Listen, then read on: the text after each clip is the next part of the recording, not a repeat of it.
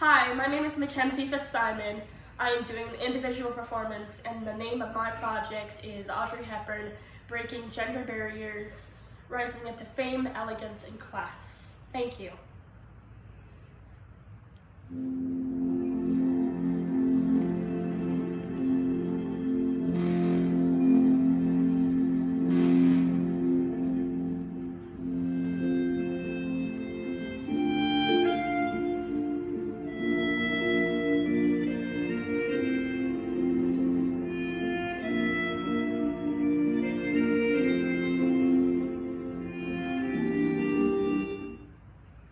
Good afternoon, friends.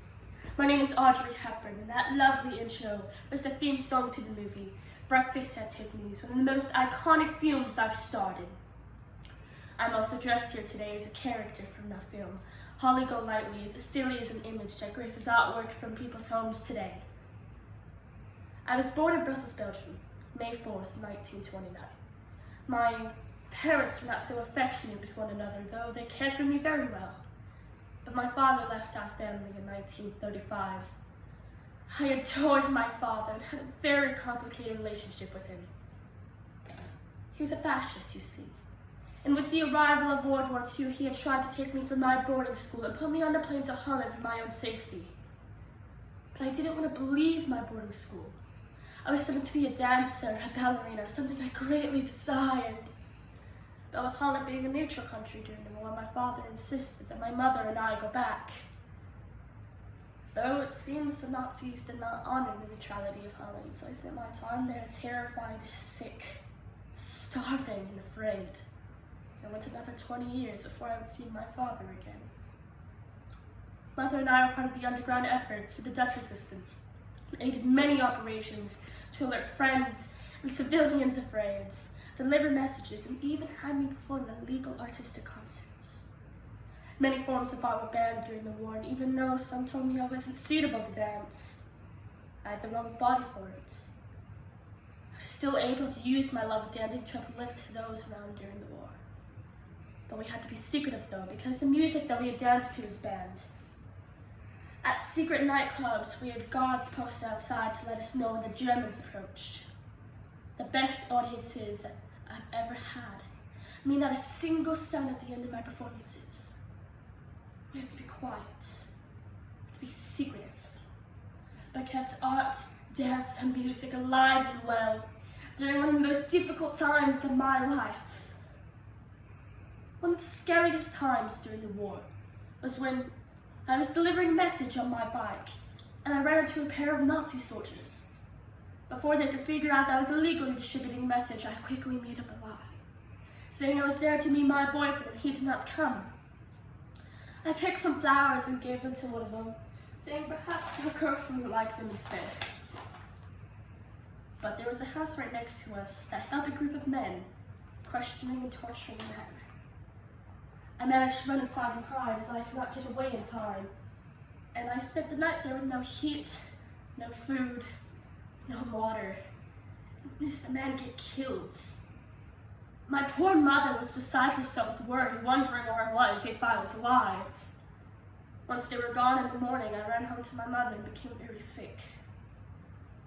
The war soon came to an end, and I remember waking up to a parade, signaling that our Allied forces had arrived. But my illnesses were many, including anemia, asthma, and acute colitis, which meant I had a very serious infection and wasn't dying of penicillin, something that was scarce. My mother had acquired cigarettes from the soldier and traded them in for penicillin on the black market. You know, there was a time I was scared my mother had liked the idea of Nazi Germany and Hitler. But after they killed her brother and put us through so much pain and suffering, she knew they were bad. She's tough and a fighter, like me. The war soon came to an end, and I continued studying dancing in London. I desperately wanted to become a prima ballerina, but my teachers told me I was too short and not talented enough to become a dancer. But I persisted anyway. I tried a little modeling as well, but that did not end up working so well. This is ironic since I ultimately became a fashion icon, And to this day, you can see my portrait in stores on merchandise. So I tried a little singing and dancing in some musicals and found that I was actually quite good at that. I once worked for a magician too. Audiences started to love me.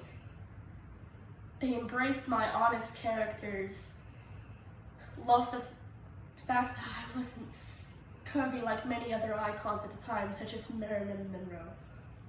I had a very boyish and feminine figure that was uniquely mine, and I became sought after and accepted. Many people thought I was anorexic, malnourished. It was really just me. It's how my body was long after my days during the war without having a lot of food or water. I found my way to the silver screen with Roman Holiday in 1953. I went to play more iconic roles in Sabrina, Funny Face, Wait Until Dark, and My Fair Lady. A common theme with my roles is rags to riches, a Cinderella-like quality that paved the way through many young ladies throughout time. It showed them that it didn't matter where you grew up, or the hardships you faced, the criticism of your appearance. You should still do what you love doing and rise above all that. I found a home on Broadway in several plays, and my career brought me Tony Awards, Golden Globes, Presidential Medal of Freedom, and the Jean Hersselt Humanitarian Award, which I received after my death in 1993. My personal life was complicated. Being on stage and in a film around many dashing young men. I was married twice, had several torn love affairs, and 2 wonderful sons. But the desire to find my father was strong, and even though I was in the limelight of television, film, and theater, he left me alone. But he did try to write. And one day while I was going through some fan mail, I found a letter from him. Apparently he had tried to write me several times, and my mother had indeed hidden these letters from me. This made me very angry at her. He had been living a quiet life in Dublin, so I flew across the ocean to see him after being so many years without him. He said he didn't want to disturb my life and didn't feel the need to visit me. This hurt me deeply. A girl needs her father no matter how old she gets. I finally got my role in Breakfast at Tiffany's, my most iconic role.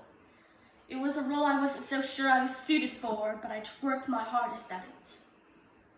My character, Holly Golightly, was yet another rags to riches story that taught women my very idea of nothing is impossible. The word itself says, I am possible. The end of my life found me wanting to help others. I became an ambassador for UNICEF, which is an organization that provides humanitarian and developmental aids to children around the world. As you grow older, you begin to discover that you have 2 hands, one for helping yourself and one for helping others. After overcoming my accolades of adversity, surviving World War II, growing up without my father, and overcoming self-image and worth, giving back to the children around the world was the perfect way to end my life. I died of colon cancer in 1993 at the age of 64. I received my humanitarian award after my passing, and I was inducted into the American Institute of Fame as the 3rd greatest female legend to ever appear in the golden age of Hollywood.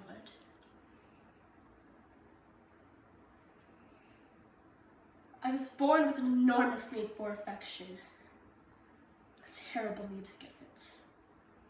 I did my best, put others' needs as high as my own, if not more. And I gave with all my heart. If I can teach you anything, it's this. Love with all your heart. Never take no for an answer. And the most important thing is to enjoy your life. To be happy. It's all that matters. Thank you.